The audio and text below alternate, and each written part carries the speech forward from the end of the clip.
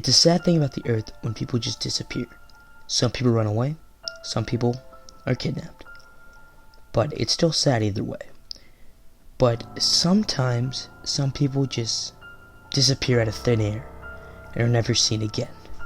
So today we'll be counting down 5 disappearances that are so mysterious they'll probably never be solved. So sit back and enjoy.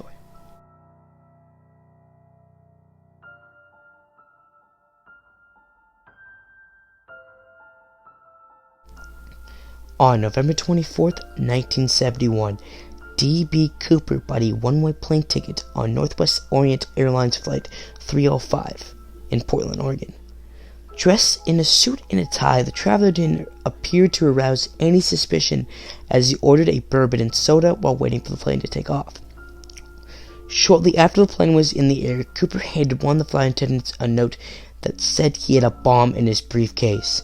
He demanded 4 parachutes and $200,000. He received it once the 36 other passengers on board were freed when the flight landed in Seattle. Keeping several members of the flight crew on the plane, Cooper ordered them to fly to Mexico. But he surprised everybody when he jumped out of the back. Investigators say he did not appear to be an expert skydiver since he made the jump at more than 5,000 feet in risky conditions. He was also not dressed suitably for the safe landing.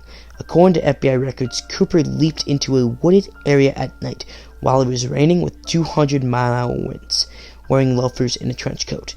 The FBI does not believe Cooper survived, though the theory has never been confirmed.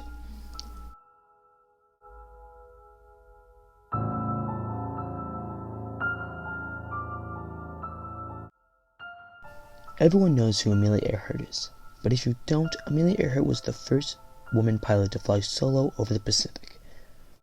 On June 1st, 1937, Earhart and Fred Noonan, her navigators, set out from Oakland, California on their eastbound transcontinental flight on a twin-engine plane. Less than a month later, they reached Lae, New Guinea, having flown 22,000 miles and with 7,000 more to go before they reached Oakland once again. After departing from Lae, they had to fly another 2,500 miles before they reached their next stop, Howard Island, an incredibly small island in the Pacific Ocean, to refuel. Unfortunately, overcast skies, radio transmission issues, and low fuel meant that Earhart and Noonan did not reach their destination. Despite extreme efforts to locate the plane, which ended up constituting the most expensive air and sea search in American history up to that point, there was no sign of Earhart or Noonan anywhere. Earhart was officially declared dead on January 5th, 1939. In its report, the U.S. government concluded that Earhart and Noonan had run out of fuel and crashed into the vast ocean. What happened after the crash is still unclear. Given the mysteries surrounding this event, several theories have emerged that are still being debated to this day.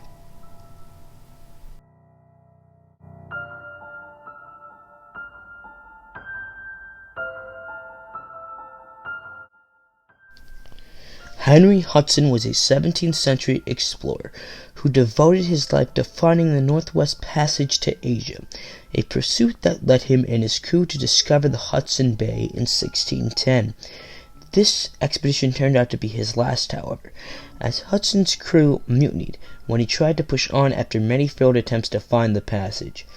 His crew, wanting to give up and wanted to return home, eventually kicked the explorer off the ship and left him, his son, and 8 others in a small boat in the middle of the Hudson Bay. Hudson's crew, his son, and Hudson were never seen again, and the fate of that vessel remains unknown to this day.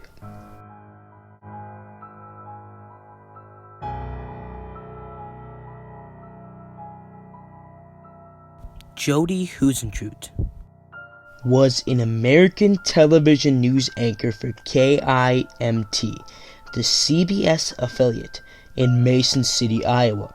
Huisentruit went missing in the early morning hours of June 27, 1995, soon after telling a colleague that she was on her way to work. As there were signs of struggle outside her apartment, she is believed to have been kidnapped. However, extensive investigations have failed to uncover any clues to her disappearance. Huisentruit was declared legally dead in 2001 and is still missing to this day. Another cool detail is that my mom used to be roommates with her back in Minnesota when they were both in flight school. And she always told my mom that she was going to be the next Barbara Walters. And she believed she dug somewhere where she wasn't supposed to, and that led to her death. So just a cool little close to home kind of thing.